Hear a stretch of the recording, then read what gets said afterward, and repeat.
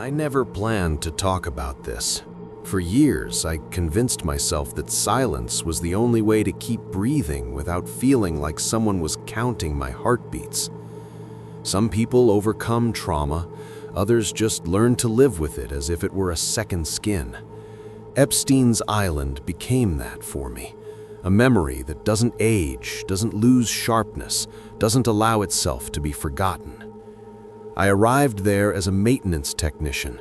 According to the contract, my job was simple: power, generators, cables, routers, and security cameras.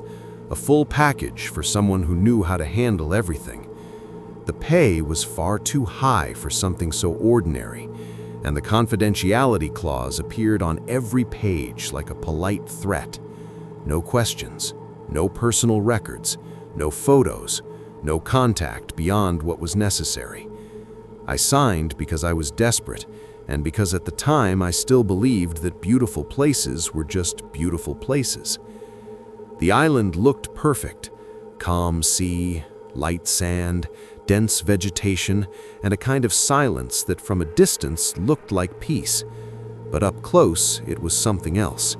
It was the silence of people trained not to make noise, the silence of doors being closed slowly, the silence of something that doesn't want to be noticed.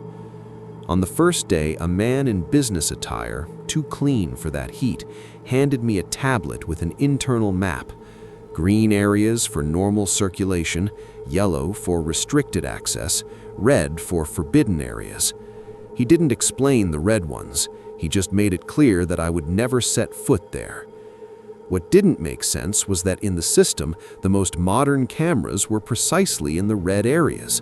New cameras, higher quality, infrared, motion sensors, power redundancy, and even so, I didn't have permission to see them in person. I would be responsible for keeping them working, but without access to them. I understood the message. A technician's role there was to fix things without understanding them. My quarters were far from the main mansion, a technical building that smelled of hot metal and disinfectant. No large windows, no view. The feeling was like being inside a concrete belly. At night, the island changed. It seemed smaller, more closed in, as if the jungle crept closer to the paths. The streetlights didn't reach certain stretches, and in those spots the darkness was thick, as if it had weight. In the first week, everything was normal to a fault. Generators in order, stabilized voltage, cameras working. But I began to notice small things in the system logs. Entire hours missing. It wasn't a power failure because the log showed stability. It wasn't file corruption because there were no fragments. It was a clean, selective erasure, like deleting a specific sentence from a text and leaving the rest intact. It always happened in the same time window, after midnight, before dawn, and always on nights with no apparent event. That bothered me more than it should have, because I knew systems. When someone erases things like that, they're not hiding a technical problem, they're hiding a habit. One night, while I was reviewing the screens, a camera appeared out of nowhere. No name, no code, no location, just an image. It showed an old structure, half swallowed by vegetation, as if it had been abandoned and then forgotten. The lens trembled slightly, as if someone had touched the camera or held the mount. It didn't look like wind, it looked like presence. I stared at it for too long. Instinct told me to close it and pretend I hadn't seen it, but curiosity is an expensive flaw when you work near other people's secrets. I tried to pull information from the camera. Nothing. No identification, no history. The image stayed there for a few seconds and then dropped. The next day, I casually mentioned it to a security guard, like someone talking about an unimportant technical detail. He replied that the structure had been demolished and that I must have been seeing system noise. His voice was calm, but his eyes weren't. That night, the camera vanished from the panel, as if it had never existed, and along with it, part of my rest disappeared. From then on, the nights started to have sounds. At first, they were distant noises in the jungle, like metal hitting metal, slow and rhythmic. Then I began to hear something like dragging. It didn't sound like an animal, it sounded like a heavy object being pulled slowly. And every time I went out to check, there was nothing, just that perfect darkness with no visible movement.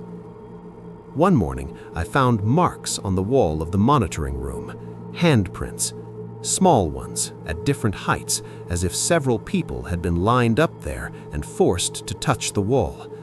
The disinfectant didn't remove them right away. That made me nauseous, not because of what it was, but because of what it suggested. The technical building wasn't a social area. Almost no one passed through there. So why were those marks there? In the fourth week, something happened that stripped away any illusion of normality. Another unidentified camera appeared, this time with sound, low and muffled. The video showed a narrow corridor of raw concrete with weak white light and moisture on the floor. The image didn't look like a house. It looked like a place designed to be cleaned quickly. It looked like it had a drain. It looked like it had been washed many times. On the floor, I saw long marks, as if something heavy were dragged there frequently. After a few seconds, a figure appeared at the end of the corridor. It walked slowly, stumbling. As it got closer, I saw it was a woman, barefoot, arms marked, neck with signs of being squeezed. Her face had an expression I don't know how to describe without feeling ashamed to be alive. She looked straight into the camera. She didn't scream. She didn't hit the walls. She asked for help with her eyes, as if she had already learned that sound doesn't work in that place. Her lips moved, but the audio was almost silent, as if the microphone had been deliberately muffled. I felt my body lock up. My hand on the mouse didn't respond. My throat went dry. I tried to enlarge the image and the transmission dropped abruptly, like someone pulling a plug from the outlet. Less than 5 minutes later, I heard footsteps around the technical building. Controlled footsteps, unhurried, like people who knew exactly where they were. Someone tested the doorknob on my door. The light flickered. The entire system shut down at the same time. It wasn't a power failure, it was a shutdown. When it came back, the camera was no longer there. Not in the history, not in the log. There was no record that it had ever appeared. I spent the rest of the night sitting, without the courage to lie down. The silence felt closer, as if the entire island had leaned toward the back of my neck. The next morning, a man I had never seen called me in for a conversation in a room that was too clean, with air conditioning that was too cold. He knew my full name. He knew the city where my mother lived. He knew my father's name. He knew details of my life that I had never put into any document. He explained with an almost gentle calm that technical failures happen. He also explained that curiosity in that place was mistaken for disloyalty, and disloyalty led to accidents. I understood the message. It wasn't a shouted threat. It was a certainty presented politely. That night, I packed my things, quietly, without questions. Before leaving, I did one last thing that I regret to this day, and at the same time am grateful I did. I accessed the login records of the central server. I wanted to understand who was deleting things, and that's when I saw the most impossible detail of all. There were logins occurring at times when the system was theoretically shut down, accesses during total outages, during reboots, during minutes when there should have been no activity, as if someone existed above the rules of the system itself. And the username was always the same, root administrator. That haunted me after I left because it didn't seem human. It felt like a signature, a presence, a true owner of the place, not in the sense of property, but in the sense of control. Today, when people say the island is empty, that it's over, that there's nothing left there, I feel that same dry chill in the pit of my stomach, because I learned one thing. That place never needed many people to function. It was built to operate in the dark, to erase traces, to survive any exposure. The island wasn't just a setting, it was a machine.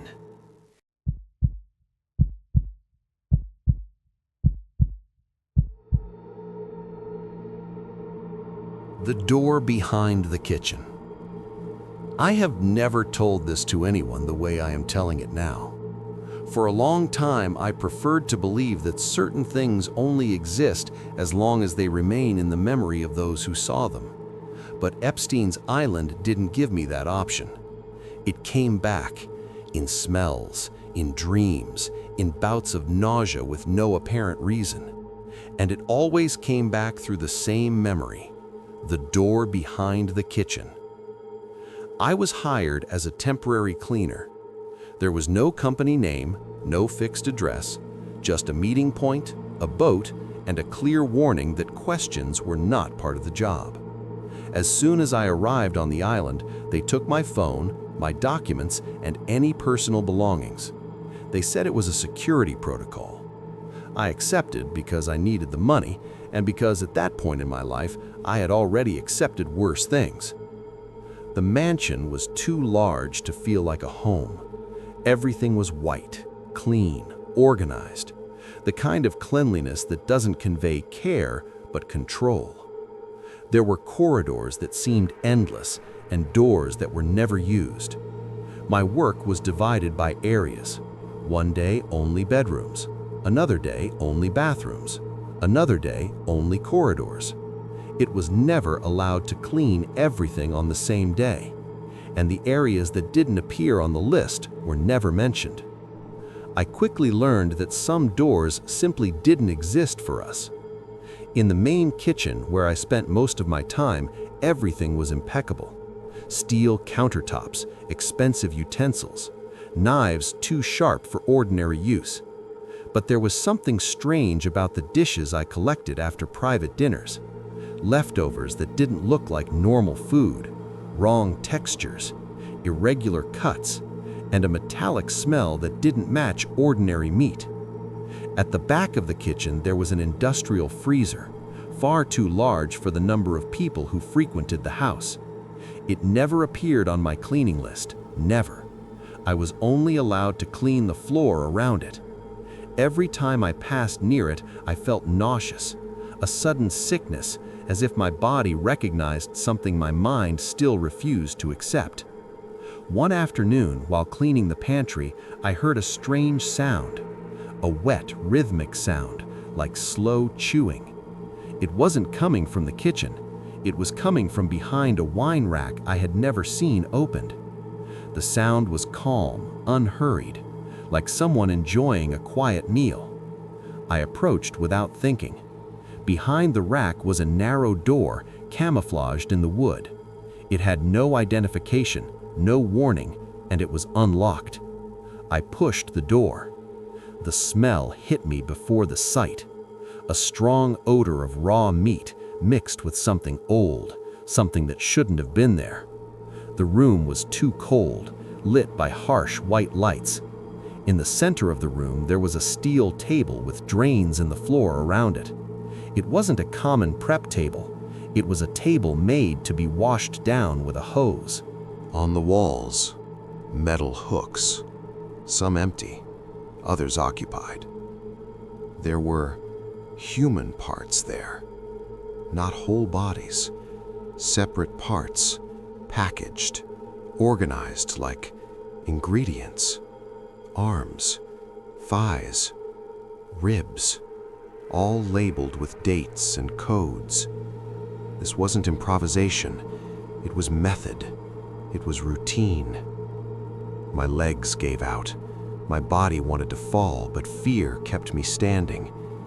In the corner of the room, there was another smaller door, slightly open. From there came the sound I had heard before, slow, constant chewing. I didn't want to look, but I did. A man was sitting there, partially lit. He was eating, calmly, holding something in his hands as if it were an ordinary plate. The floor around him was stained. There was no rush, no guilt, just habit. I backed away slowly, trying not to make a sound, but the bucket I was holding slipped from my hand and hit the steel floor. The sound echoed like a gunshot. The man stopped chewing. I didn't wait for anything else. I ran. I left the room, crossed the kitchen, ignored every rule they had given me. My heart felt like it was trying to come out through my throat. There was no alarm. No one chased me. The silence was worse than any pursuit. That night, I was called in for a conversation. They sat me in a room that was too clean. They said I had entered a restricted area. They said accidents happen. They said some people can't handle how the world really works when no one is watching. Then they placed an envelope on the table, enough money to change my life. The condition was simple: forget. The next day, I was taken off the island, without a phone, without a contract, without a record, as if I had never existed there. For years, I tried to pretend it had been a delusion, an exaggeration of my mind, but sometimes, when I smell raw meat or hear someone chewing too slowly, everything comes back with cruel clarity. The steel table, the hooks, the labels, the freezer that should never be opened. The worst part wasn't what I saw. It was understanding that it wasn't an isolated secret. It was part of something bigger, something accepted, something protected, that happened behind the kitchen because no one looks at where food really comes from. If you listened to this account this far, like the video, subscribe to the channel, and continue to the next one, because there are horrors that don't hide in dark basements. They hide in clean, organized places, served on expensive plates. And some doors exist only to test who will obey and who will disappear.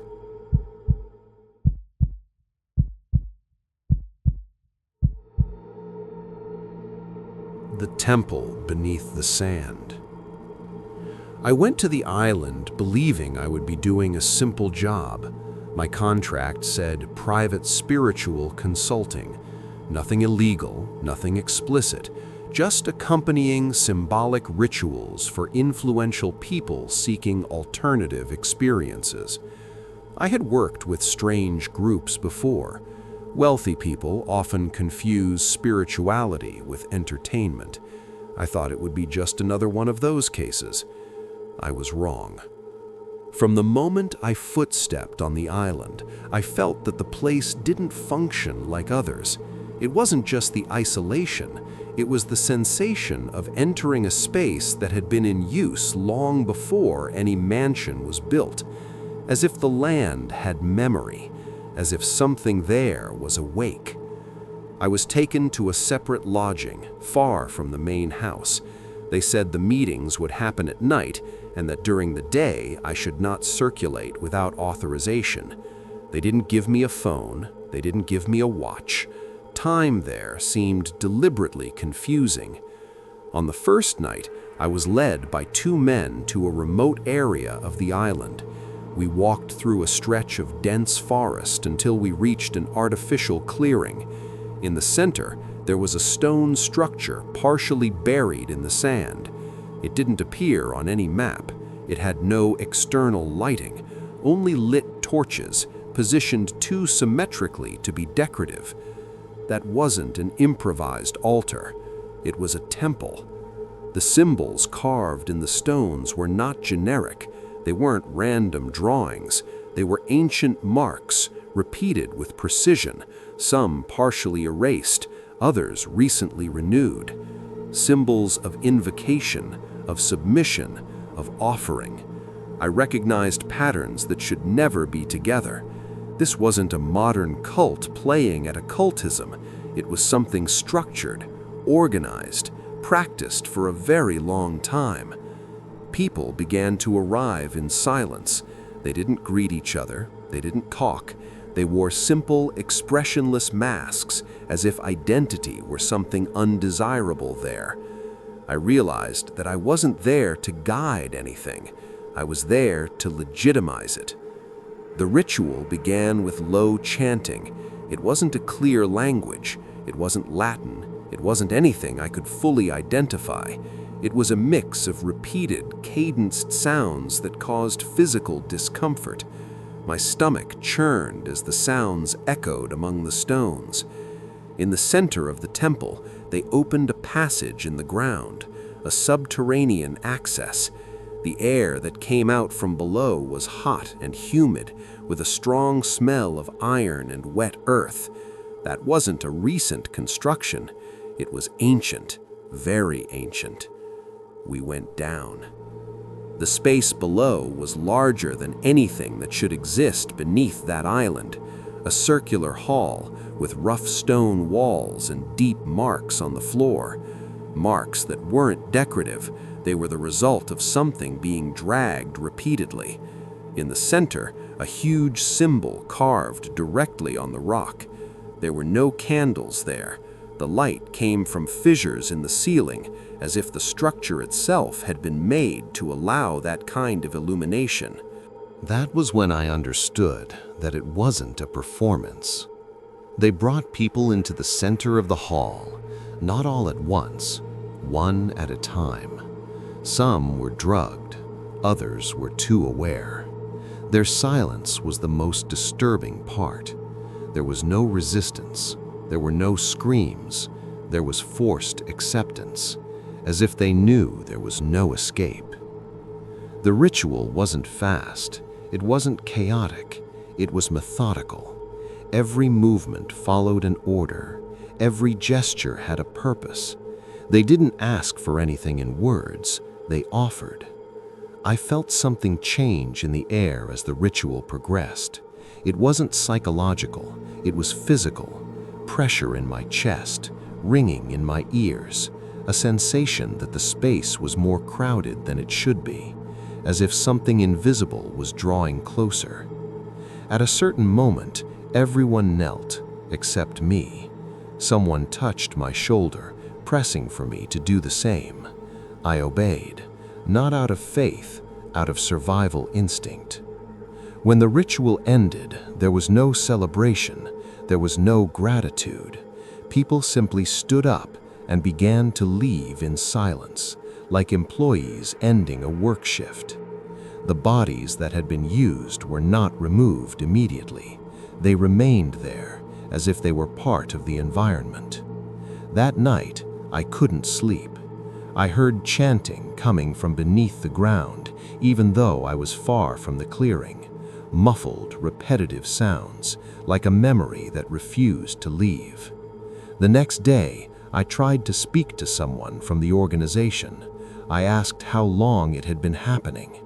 The answer was simple. Since before the island had a name, since before any mansion, since before any investigation. On the third night, I tried to leave.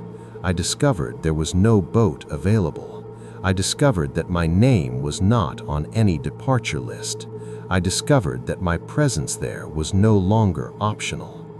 I only managed to leave because something went wrong. I can't explain exactly what happened. During one of the rituals, something went out of control. The torches went out at the same time. The ground shook. Some people panicked for the first time. There were screams. There was chaos. I took advantage of it and ran toward the forest. I wasn't followed. Days later, I woke up in a hospital in another country, without documents, without explanations. Someone had made sure I was discarded from the system, like a corrected error. Today, when I see images of the island, when I hear people saying it was just a party place, I feel like screaming, because I know what exists beneath that sand. I know it didn't depend on one specific person. The cult didn't need a leader, it needed the place. If you listened to this account until here, like the video, subscribe to the channel, and continue to the next one. Because some stories don't talk about what happened in the past, they warn about what is still happening. And the island was never empty. It just went silent.